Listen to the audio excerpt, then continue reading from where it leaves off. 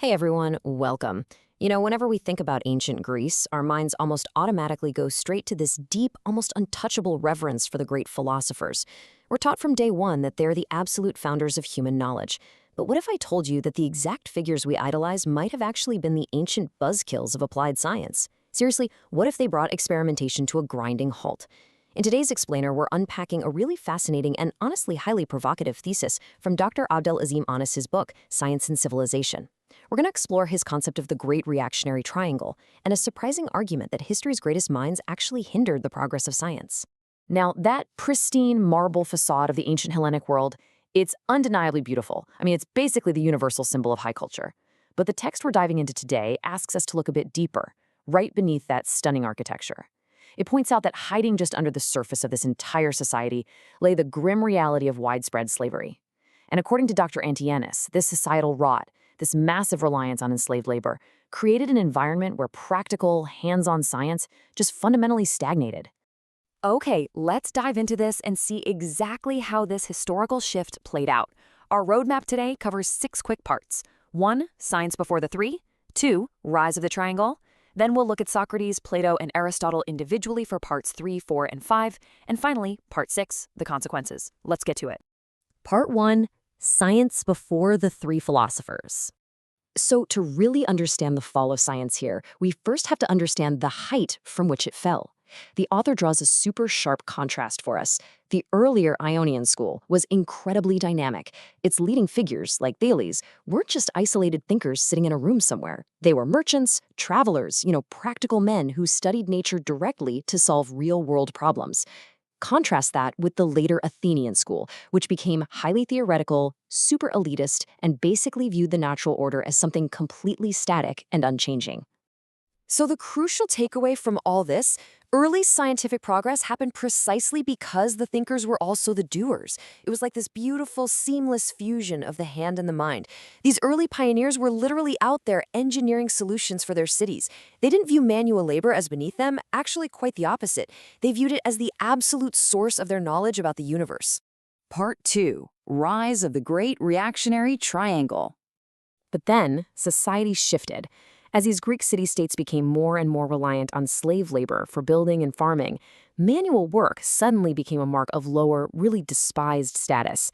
And it's perfectly within this new elitist environment that our 3 famous philosophers emerge.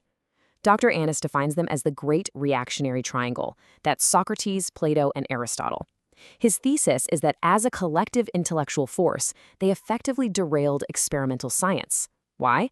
Because they completely divorced philosophical thought from practical, hands-on experimentation. And this brilliant historical lens comes straight from Science and Civilization. The book impartially traces how at the exact moment theory was separated from the workshop and the farm, human scientific progress just stalled out. The quote-unquote noble sciences of the mind were elevated to the top, while the practical sciences of the hand were totally degraded. Part 3. Socrates and neglecting the study of nature. We so often hear that Socrates brought philosophy down from the heavens to the earth, but Dr. Anis argues the exact opposite. Socrates shifted the focus almost exclusively to abstract ethics, and he actually viewed the physical world and even the human body with total disdain. He literally called the body merely a temporary house of clay for the soul. So by teaching that the physical world was something to be transcended rather than studied, he actively discouraged physical research. He basically offered a total alternative to positive natural science. Instead of observing external nature to find truth, like the Ionians did, Socrates glorified internal intuition.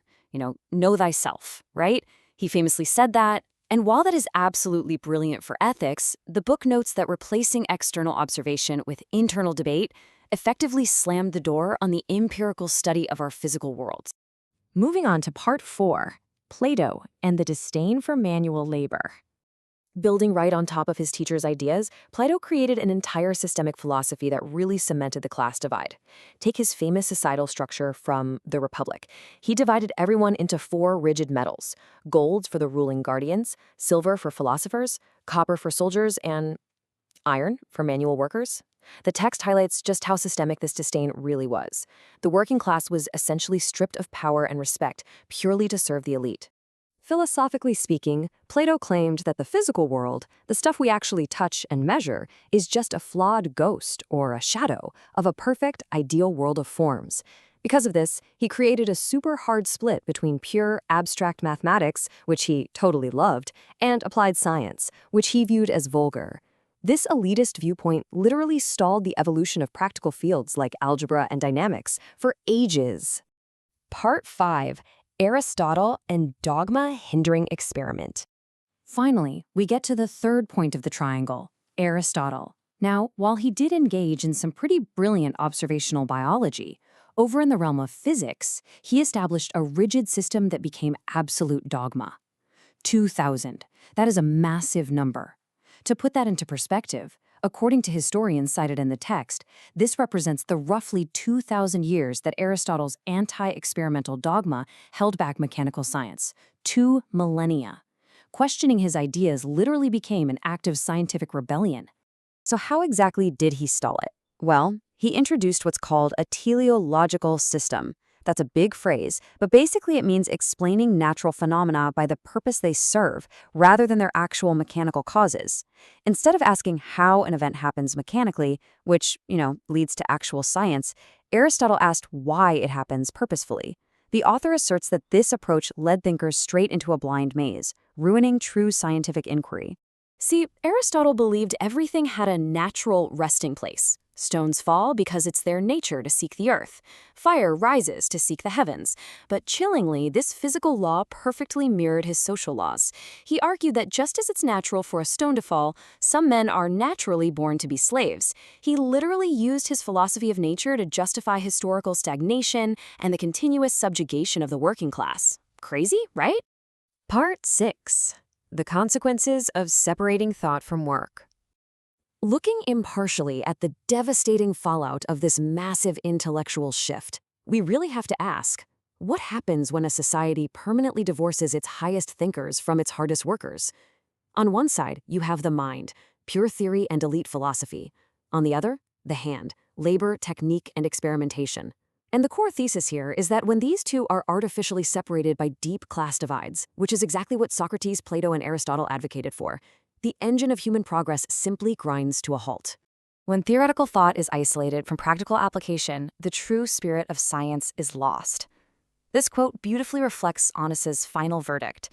No matter how absolutely brilliant their logic or ethics were, the active role these three figures played in separating theory from practice left a massive void in empirical science, a void that took humanity millennia to recover from. Which brings us to a really crucial question I want to leave you with today. We might not have the exact same ancient class systems anymore, but look around. In our modern society, in our schools, our corporations, and our culture, how are we still separating the hand from the mind? How much do we still overvalue theoretical desk work while completely undervaluing the essential practical manual labor that actually builds our world? Think about that for a bit. I really hope this explainer sparked your curiosity to look at history from a totally different angle.